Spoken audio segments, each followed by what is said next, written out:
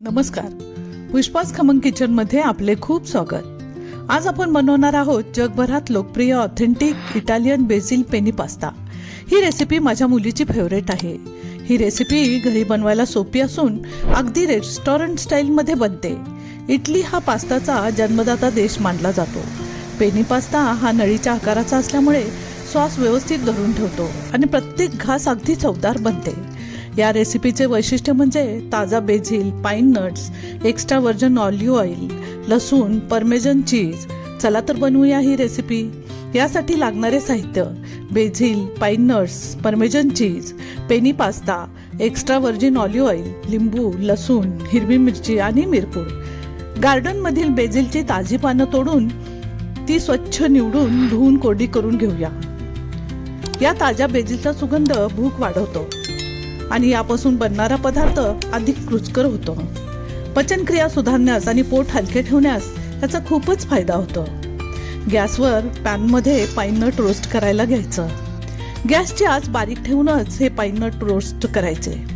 ते लगेच करपतात म्हणून त्याला हलवत राहायचे। पाइन नटमुळे पास्त्याला क्रीमी टेक्स्चर व हलकी गोडसर चव येते।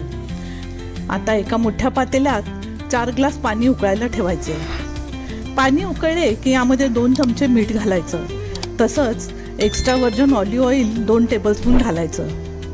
आता पेनी पास्ता या उकळत्या पाण्यात अलगद सोडायचा। पाणी उकळत आहे त्यामुळं पास्ता पाण्यात सोडताना काळजी घ्यायची बरं।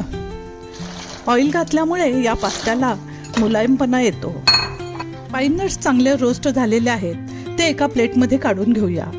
पास्त्याला अप्रतिम सुगंध, रेस्टॉरंट सारखा रिच फ्लेवर देणारे हे खास मिश्रण आता तयार करूया। ताजी बेझिलची पाने, लसूण, पाइन नट्स, मीठ, मिरपूड, लिंबूचा रस आणि यामध्ये एक्स्ट्रा व्हर्जिन ऑलिव्ह ऑइल। यामुळे ही पेस्ट अगदी क्रीमी आणि स्वादिष्ट बनते। खरं तर ही पेस्टच आपल्या या पास्त्याचा चवीचं अप्रतिम रहस्य आहे। हे सर्व साहित्य आता मिक्सरमध्ये पल्स मोडवर बारीक वाटून घ्यायचं आहे। ही एक कॉन्टिनेंटल डिश आहे आणि ती सहसा महागड्या हॉटेलमध्येच उपलब्ध असते। घरी बनवली तर ती खूपच स्वस्तात बनते, तेव्हा तुम्ही ही नक्की बनवून बघा। ही किती क्रीमी आणि सुगंधी पास्ता पेस्ट बनलेली आहे। आता पास्ता शिजला आहे का चेक करूया। बघा, हा अगदी मऊसूत तयार झालेला आहे। साधारण 20 मिनिटं झालेली आहेत। आता या पास्त्यामधील पाणी वाटीभर काढून ठेवायचे आहे, कारण हे साधं पाणी नसतं। पास्ता शिजताना त्यातील स्टार्च या पाण्यात मिसळलेला असतो। नंतर हे स्टार्चयुक्त पाणी सॉसमध्ये घातल्यावर सॉस अगदी क्रीमी, रेशमी आणि पास्त्याला घट्टपणे चिकटणारा बनतो। सॉस जर जास्त घट्ट झाला असेल तर हेच पाणी त्याला योग्य कन्सिस्टन्सी देतं। पास्ता वॉटर म्हणजेच परफेक्ट पास्त्याचं सिक्रेट। आता हा शिजलेला पास्ता एका प्लेटमध्ये झाऱ्याच्या सहाय्याने अलगद काढून घेऊया।